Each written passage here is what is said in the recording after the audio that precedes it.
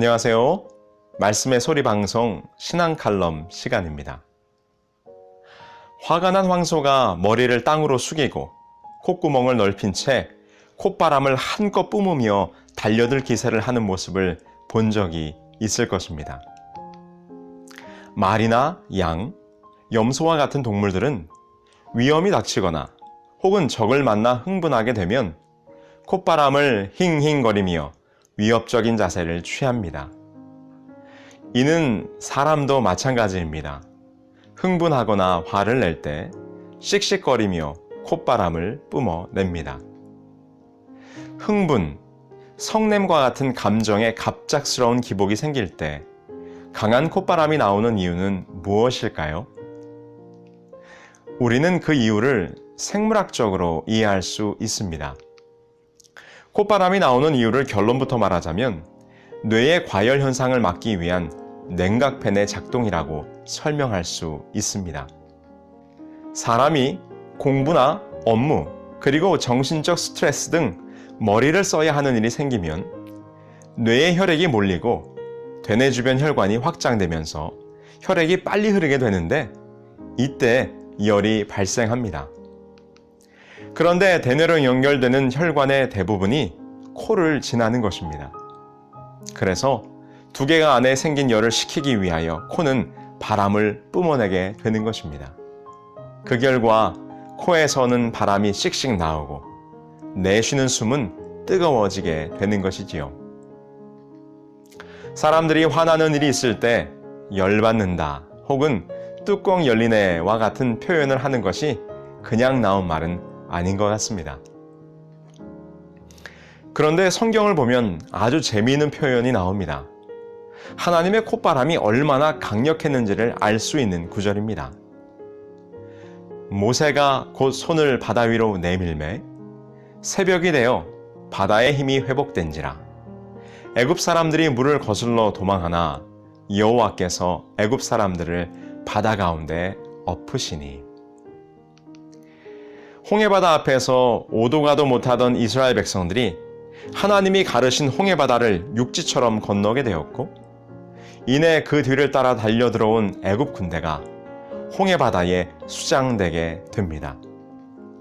그 바다의 힘이 얼마나 강력했는지 애굽 사람들이 도망하려고 애를 썼지만 한 사람도 살아남지 못하고 다 죽었습니다. 우리는 출애굽기 14장을 통해서 강한 동풍이 불어와 홍해바다를 가르고 양편으로 물의 벽을 쌓아 올렸음을 알고 있습니다. 그런데 그 동풍은 무슨 바람이었을까요? 출애굽기 15장에 보면 모세가 승리의 노래를 부르며 그 바람의 근원이 무엇이었는지를 아주 흥미롭게 표현한 것을 보게 됩니다. 출애굽기 15장 8절입니다.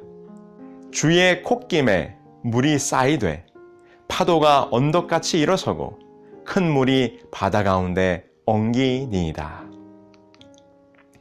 주의 콧김, 곧 하나님의 콧바람이 불어와 그 엄청난 바닷물의 수압을 밀어내시고 길을 내셨다는 것입니다. 그리고 그 콧바람으로 바다를 다시 덮으시니 애굽 군대가 전멸하게 된 것입니다. 그 바다의 힘을 밀어내신 것은 하나님의 콧바람이었습니다. 하나님의 콧바람이 얼마나 강력했으면 바다를 가르고 애굽의 군대를 단번에 격퇴시키셨을까요? 이는 다른 말로 자기 백성이 위험에 처해 있는 모습을 보시고 우리 하나님께서 얼마나 흥분하셨던가.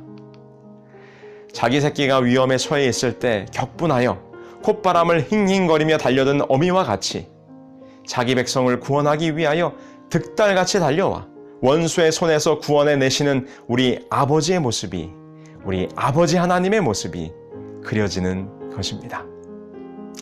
그래서 주의 콧김이라 기록된 히브리어의 문자적인 의미는 분노에 찬 주의 바람이라는 뜻을 가지고 있다고 합니다.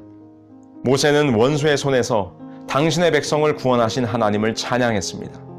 하나님의 콧바람이 바다를 가르고 원수들을 물리쳤다고 노래했습니다. 이런 분이 우리의 아버지요, 우리의 구원자이십니다. 홍해와 같은 삶의 문제들이 나의 앞길을 막고 원수들이 나를 해하려고 달려들 때 우리 아버지 하나님은 가만히 계시지 않습니다.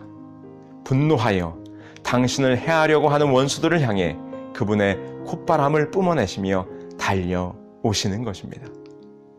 나를 위해 분을 품으시고 나보다 더 흥분하셔서 원수들을 물리쳐 주십니다.